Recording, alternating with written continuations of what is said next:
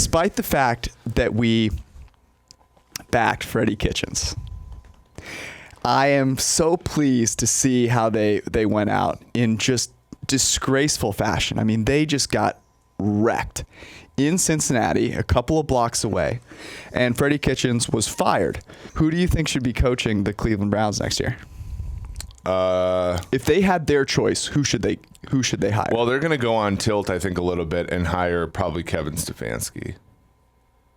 Okay. The guy that the analytics wing of their Paul group. DePodesta. Paul DePodesta. Who, by the way, hates Cleveland so much that he lives in Los Angeles.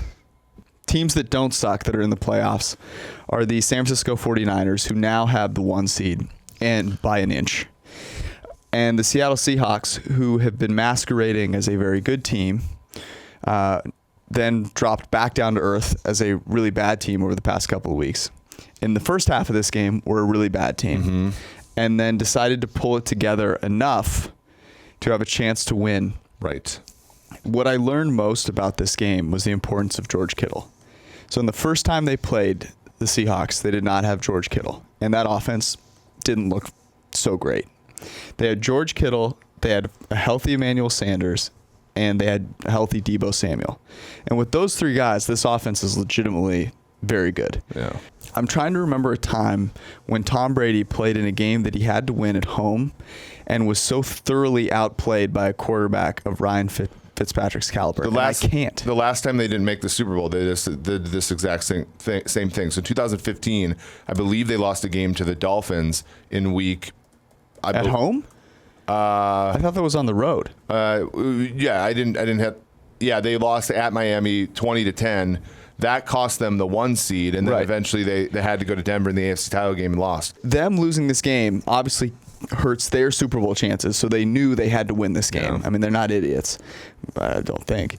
And so the Miami Dolphins winning this game legitimately changes, I think, a large number of ways that this There's a couple hypotheses I have. A, they don't think, this sounds stupid, but they don't, winning the Super Bowl is not as important to them as it is to a team like San Francisco, Kansas City, New Orleans, and some of those other teams.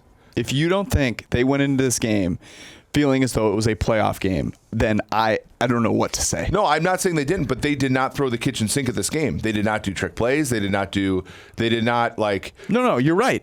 Tom Brady just played like dog shit. Exactly. I think all of the narrative... It's very simple. I think the narrative about them being such and such in must-win games at home is more just them being a very good team. I think Bill Belichick basically just said, look, if my team can't line up and beat the Dolphins at home, we just suck. Yes. That was the narrative of this game. Tom Brady was not very good. He was only under pressure 5 times. You would rather see Deshaun Watson than Ryan Tannehill? Stop. I think so, yeah. Stop it. I think so. This is going to be a discussion then. What? I think that's blasphemous. Here's my thing about Houston. Houston, a certain percentage of the time you get brilliant performances out of Watson, and he's really tough to beat. Another percentage of the time you get who he was against Tampa Bay, where he has a hard time beating Jameis when Jameis throws 7 picks, right? Now, the thing with Tennessee is that they do a really, really, really good job of putting Tannehill in position to succeed. And they should have just gotten blown out by Houston the last time they played him at home. I know, but they put Tannehill in a great position to succeed, and Houston does not put Watson in a position to succeed the majority of the time, and so you get half the time he plays great, and the other half of the time he doesn't. We are in this together with Deshaun Watson, and you're just jumping ship.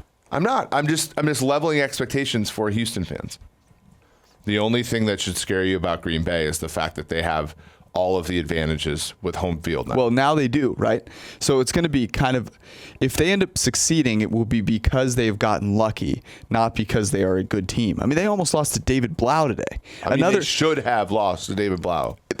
Aaron Rodgers throwing downfield is pretty tough to look at. So he completed, 3 of 17 throws, 20-plus yards downfield. It doesn't get much better if you look at 10 plus. He was 3-6 for 25, 28. He was on tilt the entire game. Not He just great. kept throwing the ball deep. And like Detroit somehow got an interception like right at 2 minutes and lost the game. So if you're ranking the most fraudulent teams in the NFL playoffs, I'm going to go Packers 1, Patriots 2, Seahawks 3. Yeah, there's really nothing. And then Minnesota Vikings are 4. Minnesota 4, sure. Yeah, because Minnesota has. But they're less fraudulent because they're the 6th seed. No